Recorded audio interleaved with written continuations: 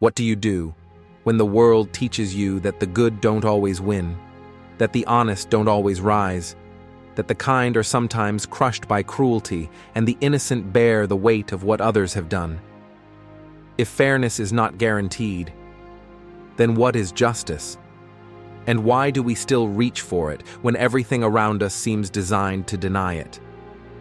The world we inherit. We enter the world with a quiet expectation that life will reward the good, punish the wicked, and unfold according to some hidden logic that feels fair. But very quickly, reality corrects us. Children watch bullies walk away unpunished. Workers watch the undeserving rise. Families watch tragedies fall on those who least deserve them. And somewhere inside us, a question forms.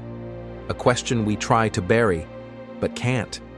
If the world is unfair, why do we still believe in justice? Justice is not something we find. Justice is something we invent to confront the universe. The universe is indifferent. Storms do not spare the kind. Fortune does not favor the noble. Nature does not distribute suffering according to merit. But humans do. Or at least, we try to. The ancient ache for fairness.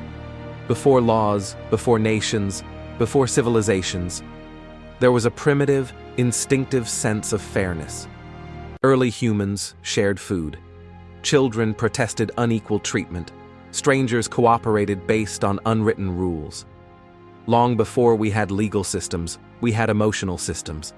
When we see someone cheat, something inside us recoils. When we see someone wronged, something inside us ignites. This is not logical. This is biological.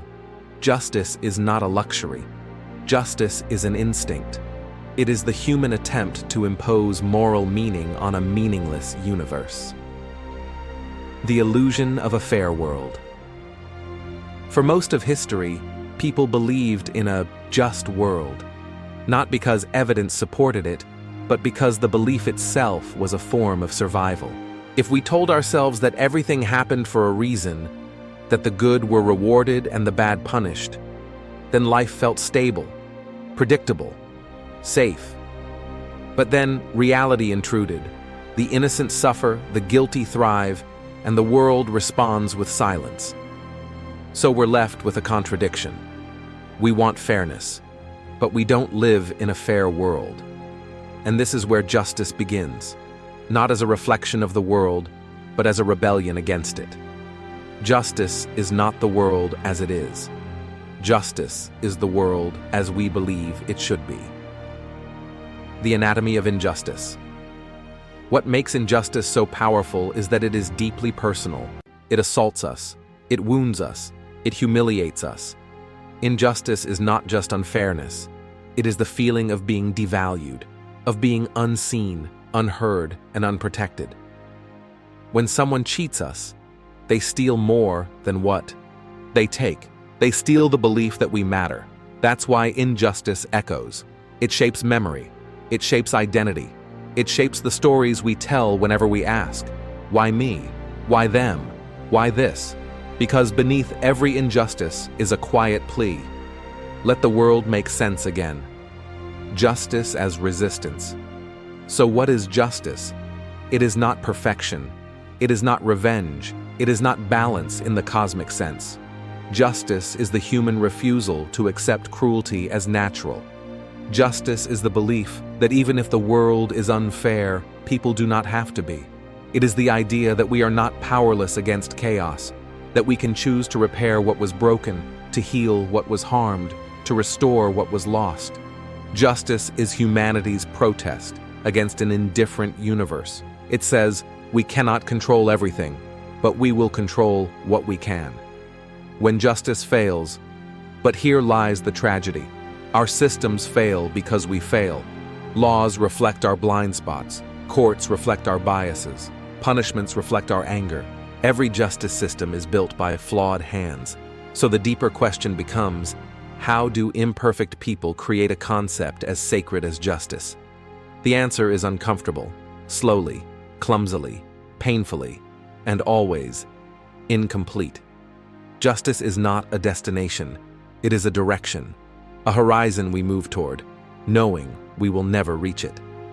The personal search for justice. For most of us, justice is not about grand systems. It's about the people we love, the opportunities we lost, the dreams delayed, the wounds we carry quietly into every tomorrow. We want apologies that never came, closure that never formed, redemption that never arrived. And so we ask, how do we make peace with a world that refuses to give us justice? The answer begins with a difficult truth. You cannot force the world to be fair, but you can refuse to become unfair yourself. True justice begins not in courts or governments, but inside the human heart. How you treat others is your vote for what kind of world you believe in. Justice versus vengeance. One of the oldest confusions in history is the belief that revenge is justice. But revenge is a mirror. Justice is a ladder. Revenge pulls you down into the darkness that hurt you. Justice pulls the world up towards something better. Revenge restores your pride. Justice repairs the future. Your anger may be justified, but anger alone cannot build anything lasting. Justice requires discipline, distance, and the willingness to do what is right, not what is satisfying. When the world needs you to intervene. Justice is not just about what we suffer, it's about what we witness. Every unfair system survives the same way, through silence. Most injustice endures not because people support it, but because people tolerate it. So justice begins with a choice. Do I ignore it, or do I intervene? You may not fix the entire world, but you can fix a moment. You can protect someone. You can speak up when silence is easier. We underestimate the power of a single interruption. Justice spreads one courageous act at a time. The quiet forms of justice. Justice is not always public. Sometimes it is silent, invisible, intimate. Justice is giving someone kindness they were never given before. Justice is treating someone with dignity when the world dismissed them. Justice is choosing integrity when corruption is convenient. These quiet acts do not make headlines, but they change lives. A world does not become fair overnight. It becomes fair through 1,000 small decisions that no one ever sees. Justice and power. The world is unfair because power is uneven. Some have too much, some have none, and justice depends on what those with power choose to do. But here is the deeper truth. Everyone has power over someone.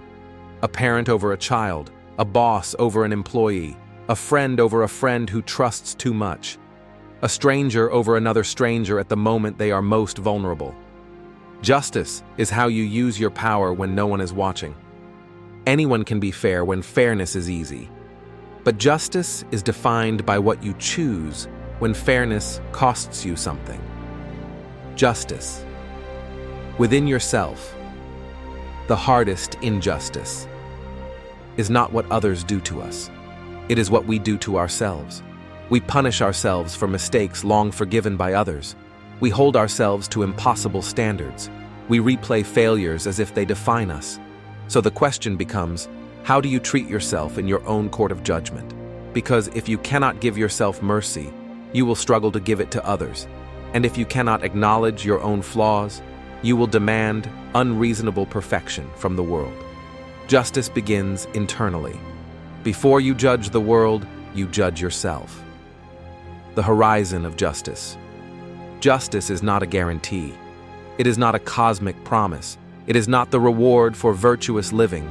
Justice is a path, one we must choose again and again, despite the evidence against it.